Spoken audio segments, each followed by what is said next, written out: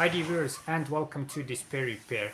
Can you drive a car with a bad battery? The short answer is yes you can, but under certain circumstances. What it's all about you'll see in this video, so stay tuned.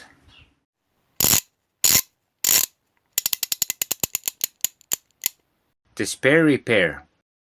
Dear viewers, as a disclaimer, two important things. First of all, these videos on the topic can you drive with a certain car problem, we have many of them on our channel, are made as first aid measures.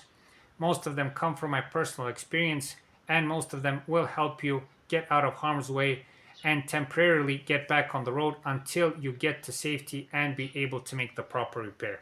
The right thing to do is to make the proper repair for the problem and to do regular maintenance on your car and avoid any of these situations.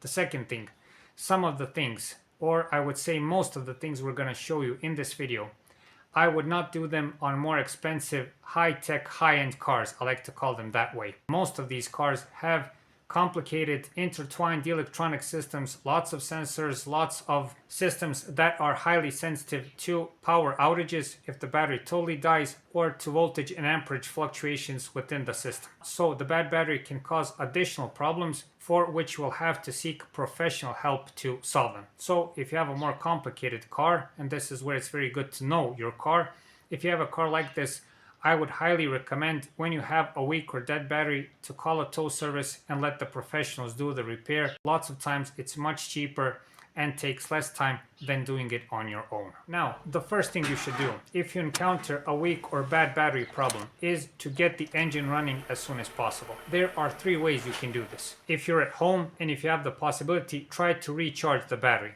You can do this either while the battery is on the car or you can take it out of the car. We've made videos for both of these procedures, how to do them. The second way is to try and jump start the car. This is especially good if you're somewhere on the road, if you're in front of a shopping mall, on a gas station or wherever, and if you find someone that is willing to lend you some electricity. So to say, to be a donor car, and if you have the jumper cables in your car, which I highly recommend to have with you, especially during the winter season, if you have a donor car, do a jump start and you're on your way in a matter of minutes. And the third way is, and this is applicable only to stick shifts, to manual transmission cars. On an automatic transmission you can't do this, and that is to try and push start the car. This is a procedure that seems more dramatic and more complicated than it is, but if you have a couple of people that are willing to push you or someone to tow you, you can push start the car and get the engine running. Another very useful thing you can do, provided you have the means and the know-how, is to find out what the problem is. Lots of times people think that they have a bad battery because the battery is dead. Okay, there is no electricity. And they change the battery or jump start the car or push start the car only to conclude that they have a bad alternator problem. And know this, these are two different problems with two different kinds of driving. Know this, with a bad battery, you can continue driving the car. You can jump start or push start the car and be on your way and drive to safety. But with a bad alternator, you will, even if you manage to start the car, and even if there is some juice in the battery, even if you recharge the battery again, soon the battery will be depleted because there is no recharging from the alternator. Okay, so to simplify, with a bad battery you can drive, with a bad alternator you can't drive. What's the best way to find this out? Again, if you have a multimeter at hand. If you're on a parking lot, if you're somewhere on a remote road, this is not a possibility, but if you're at home and you have a multimeter, you can do this in a couple of minutes.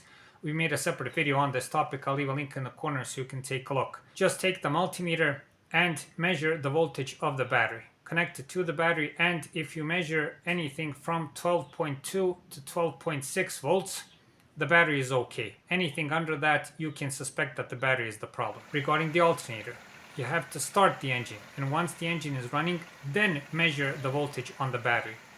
If it is 14.5 to 14.7 volts, then it is okay. The alternator is recharging and the battery is the problem. But anything under 13.5 volts and especially under 13 volts, know that the alternator is the problem.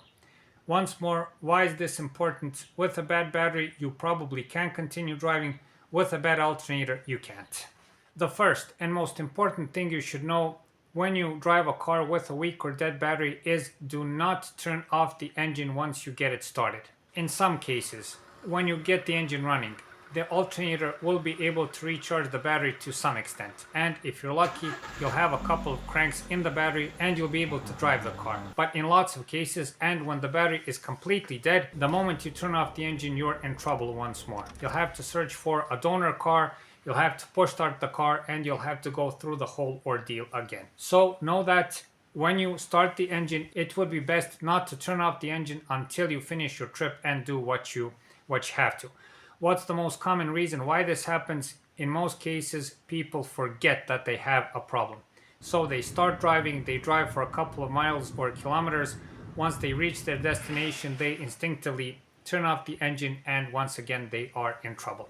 So have this in mind, be aware that you have a problem when you're driving, and you should be able to avoid this. Another very important thing, keep the jumper cables in the car until you solve the problem. It may mean the difference between you being left stranded on the road and getting yourself quickly out of trouble. Another thing you should be aware of, and this is a common pitfall when driving a car with a bad battery, is refueling.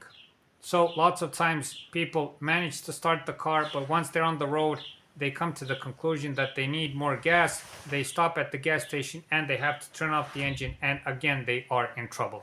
Well, there are two ways you can prevent this. First of all, you can try to refuel the car before starting the engine. If you can get gas somewhere in a gas can or something like that and refuel the car, or try to plan your trip with the gas you have.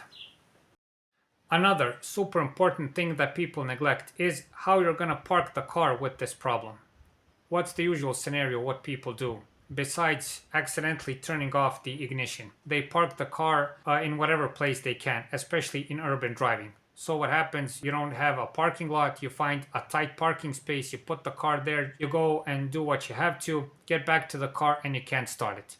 Two big problems here. First, if you manage again to find the donor car, it can't reach the hood and the battery to do a jump start. And the second thing is that the good people that are willing to help to push start you and push the car will have to additionally push you out of the parking lot and onto the road and out of the tight space. This is a big loss of time, and trust me, lots of people, when they see how much they have to push the car, they will abandon you. Okay, I've had these kinds of situations. So the best thing to do and to prevent this is to first be aware of this problem. So when you're parking the car, always be sure to leave it in such a way that you can be easily pushed or towed from that place so you can easily start the car.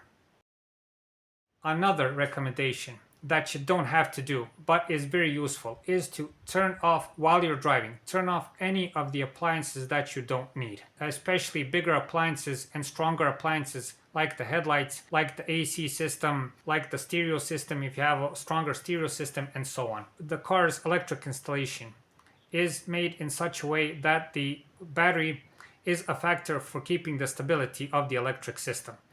And when you turn off all of these stronger appliances, it puts the whole system under much more load.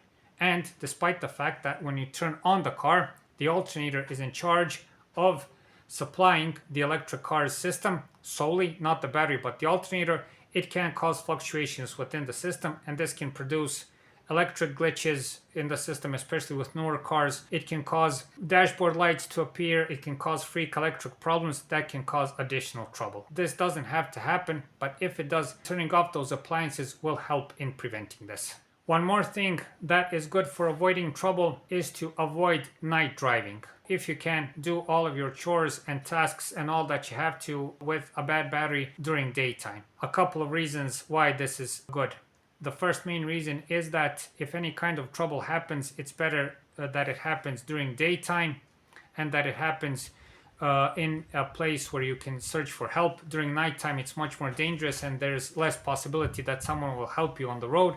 And the other thing, that you will put less load on the system, as we mentioned. When you're driving during nighttime, you have to have the headlights on all the time, all of the lights on all the time, and this is a burden for the whole electric system. Finally, dear viewers, try to plan your trip, and especially do this if you have multiple places to go with a car in that condition. Two main things you should consider. First of all, plan the trip so you can keep the engine running all the time. And the other important thing is, if possible, try to plan a route that doesn't have heavy urban driving and that doesn't have any remote roads. This way, you should be able to reduce or completely avoid any kind of additional trouble. So, dear viewers, once more for the end. If you have to drive a car with a bad battery, drive only as much as you have to. Be aware that you have this problem so you don't get stranded, and try not to turn off the engine until you finish everything and you're back to safety. I would highly recommend that once you get the car running, once you manage to jump start the car or push start the car, go and buy a new battery and replace it as soon as possible. If you can replace the battery on your own, it's even better. It's 10 or 15 minutes of work. You replace the battery and the problem is solved. If you have to visit a mechanic or a dealership, do so. If there are any additional procedures and programming, do that, and that's obviously the best way to solve the problem. Why am I saying this? Well, lots of people, when they get the hang of jump starting and push starting and they don't have the means to change the battery, or they don't want to, they continue driving like this for days or even weeks, and needless to say how dangerous that is, both regarding yourself and regarding other participants in traffic. One more thing, and we made a separate video on this topic, you can recognize a bad battery on time in like 95% of cases. Seldom does a bad battery problem happen at a moment's notice. Seldom does this happen, for instance, when there's a short circuit within the battery. That's a minority of cases. In the majority of cases, you can notice the problem on time. Once you do, replace the battery. Don't wait for the bitter end. Thank you very much for watching. Thank you for your time, and hopefully I'll see you in the next video.